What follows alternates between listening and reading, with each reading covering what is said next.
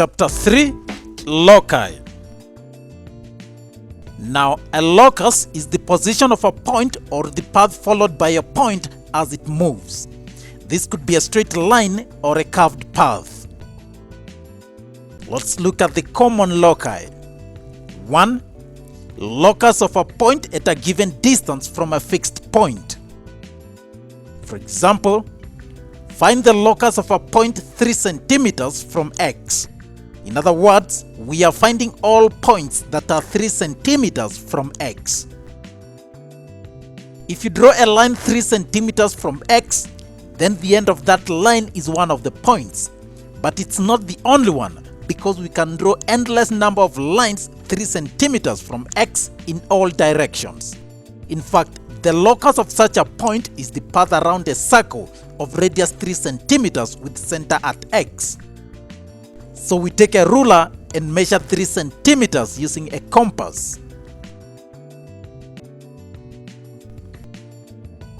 And then we draw a circle.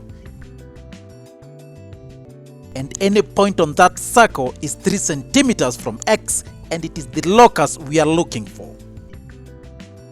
And so the locus of a point that moves in such a way that it is always at a fixed distance from another fixed point is a circle. Number 2, locus of a point equidistant from two fixed points. For example, find the locus of all points equidistant from A and B. If you draw a line AB, you could think that the locus of such a point is the midpoint of the line. And you are right, but it's not the only one. In fact, such a locus is a perpendicular bisector of AB. So we construct a perpendicular bisector of the distance AB. Place the compass at point A. Open it to more than half the distance AB. Move it up and draw an arc. Move down and draw another arc. Without changing that distance, place it at B. Draw an arc. Move down and draw another arc. Now join the intersections and we shall have the perpendicular bisector. Initially, it seems logical to think that the midpoint of A and B is the locus. But now we are saying that the locus of such a point is a perpendicular bisector. All points along that line are equidistant from A and B. Think about it this way. If you draw a line from A to the bisector, and then from this point C to B, you will have an isosceles triangle. And AC is equal to BC. And you can draw infinite number of isosceles triangles on either side of the line.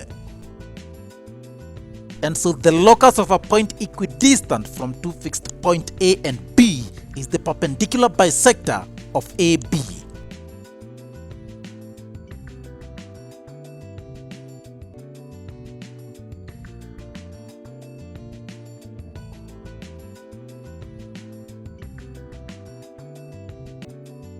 Thirdly, the locus of a point at a fixed distance from a fixed line. For example, find the locus of all points 3 centimeters from AB. Initially, it would be sensible to think that such locus is a pair of lines on either sides of AB, both 3 centimeters from the line. That's correct, but there is more. You need to know that even the ends of the line, that's point A and B, still make part of the line. And so the locus extends not just above and below the line AB, but also on the left and the right sides. And so the thing to do is take the compass and first measure 3 centimeters. Place it at A and draw a circle. All points on that circle are 3 centimeters from the end of that line. Do the same with B. You can now draw tangents to the two circles.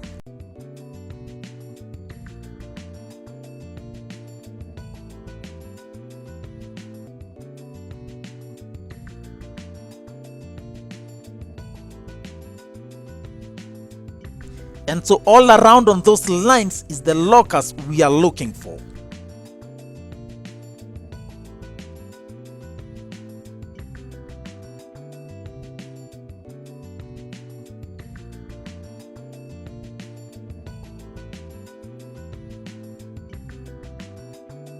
Number 4, the locus of a point equidistant from two intersecting lines. Find the locus of all points equidistant from AC and AB. Now, if you draw an angle bisector of angle BAC, any point on that bisector will be equidistant from the two lines.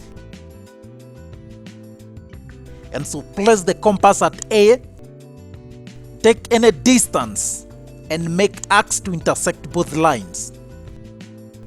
There and here. Place the compass on one point and make an arc. Maintain the same distance and come to this other point and mark a second arc. Now join the vertex to the intersection. That is the bisector, and all points on that line are equidistant from AC and AB. And so the locus of a point equidistant from two intersecting lines is the bisector of the angle between the two intersecting lines.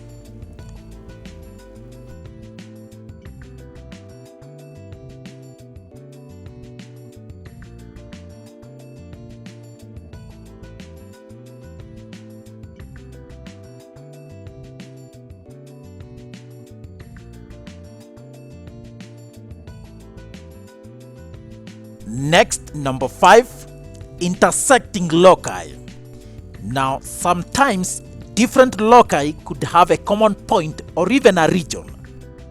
For example, find the locus of a point 6 centimeters from A and equidistant from AB and BC.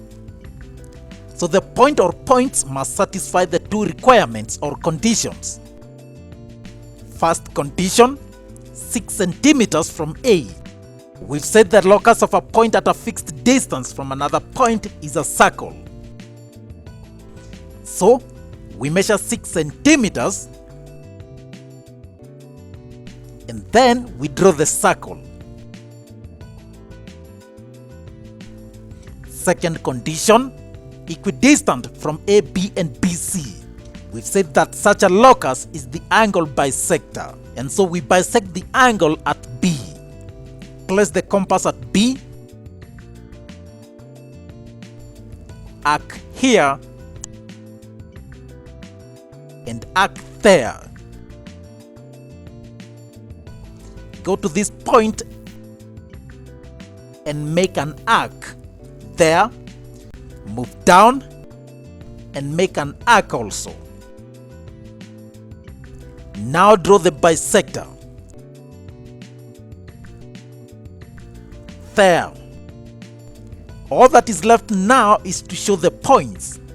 6 centimeters from A is anything lying on that circle. Equidistant from AB and BC is anything on the red line. So 2 points satisfy both conditions, this point and also this point.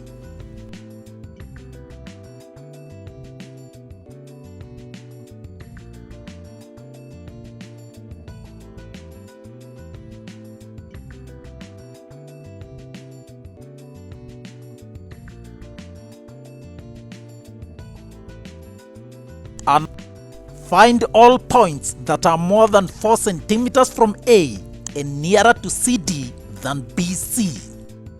Condition 1, more than 4 centimeters from A. So we first find 4 centimeters from A. We measure 4 centimeters and draw a circle at A. And so anything outside that circle must be more than 4 centimeters from A. Next condition, nearer to CD than BC.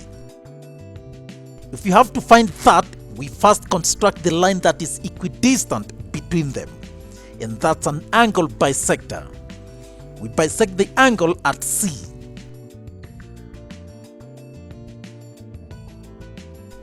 Mark an arc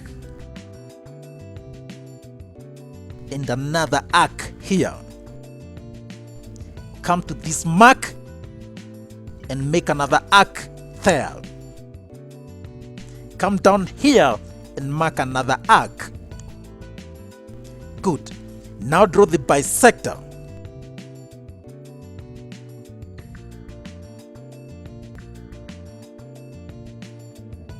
Now all region above that red line is nearer to CD than BC, but we cannot include this area because it won't meet condition 1. And so really, the area we are interested in is this one here.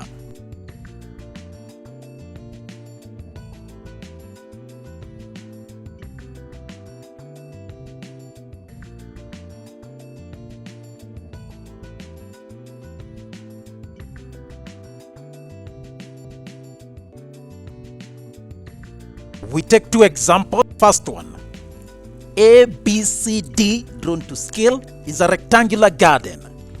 A tree is to be planted such that it needs to be at least 15 meters from point A and at least 20 meters from the side BC. Find the region where the tree could be planted. First condition, at least 15 meters from A. First we find all points 15 meters from A. By now you know that that is a circle. From the scale, we shall measure 3 centimeters on the ruler.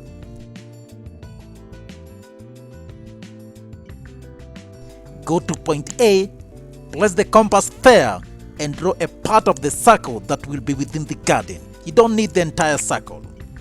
So all points on that arc are 15 meters from A, and so we need at least 15 meters. That means the closest the tree can get to A is 15 meters, and so we need all points on that arc and beyond. Second condition, at least 20 meters from the line BC. The locus of a line is another parallel line. So I measure 20 meters from BC. That should be 4 centimeters on the ruler. I need to get rid of these rulers. Make a parallel line to BC through this point. So this line represents all points that are 20 meters from the line BC. This is the closest the tree can be from BC. And so we need all points on that line and beyond, but not beyond the arc. So the tree can be planted anywhere in this region.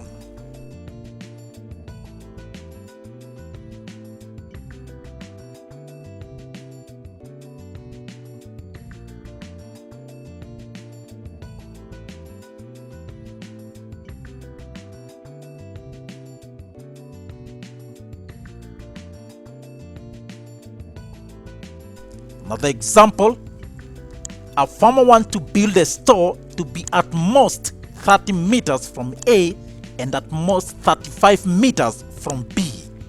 Show the region where it could be built. From the scale, 30 meters will be 6 centimeters on the ruler. We measure 36 centimeters. The locus of a point from another fixed point is a circle or a part of a circle. So we draw an arc. I could have drawn the entire circle, but I can actually predict the region, so I don't need the whole circle. 35 meters from B. That will be 7 centimeters on the ruler. Go to B and draw an arc.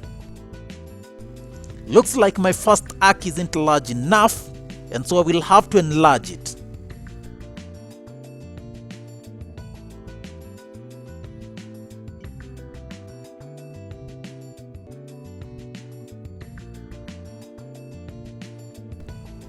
That's okay. We don't need these tools anymore. So the store can be positioned anywhere in this region.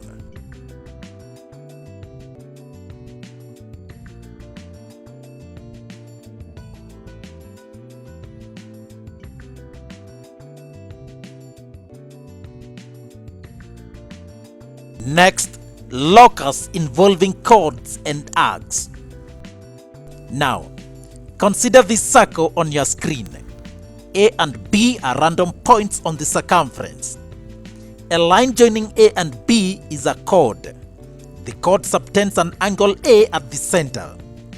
Find the locus of a point P such that angle APB is equal to a half angle A. From the chapter on circles, chords, and tangents, we know that the angle subtended by a chord at the center of a circle is twice the angle subtended by the same chord on the circumference in the same segment. And so if chord AB subtends an angle at the circumference, it will be a half angle A, and that point P can be anywhere on that major arc. And so the locus of P is the major arc AB.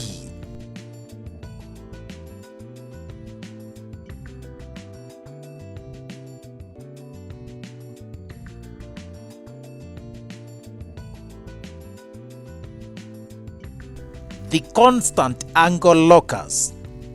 Again, we know that a chord of a circle subtends equal angles at the circumference in the same segment.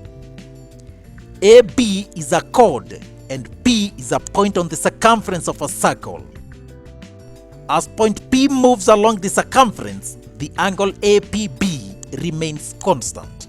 The locus of point P is the arc APB of the circle.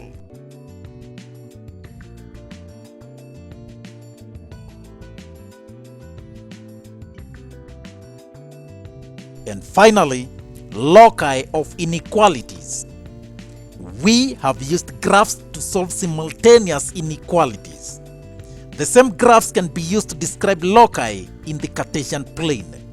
For example, describe the locus of all points such that x plus 4 squared plus y minus 5 squared is less than 9. The boundary line for this inequality has the equation x plus 4 squared plus y minus 5 squared is equal to 9, and this is the equation of a circle. And so we have x plus 4 squared plus y minus 5 squared is equal to 3 squared.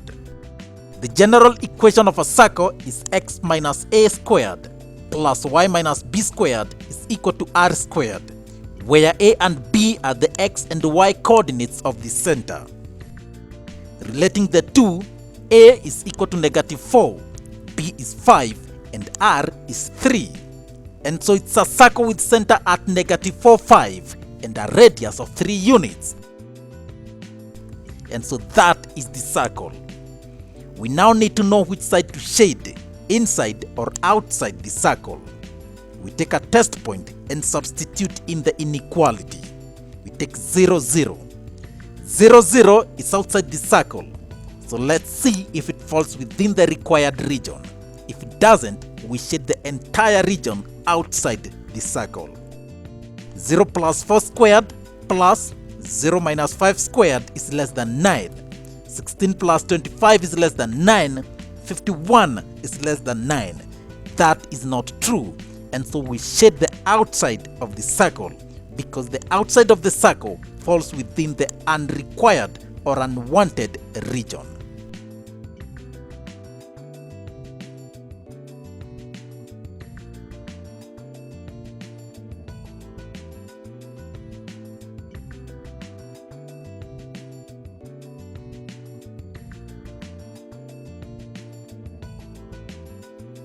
I believe with the right resources and help, most people can learn most of the math that they need to learn.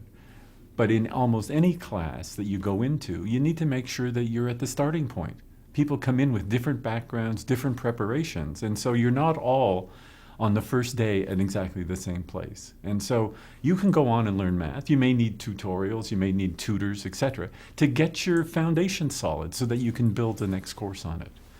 But math is not so complicated that most people can't learn high school math and certainly the introductory courses in university.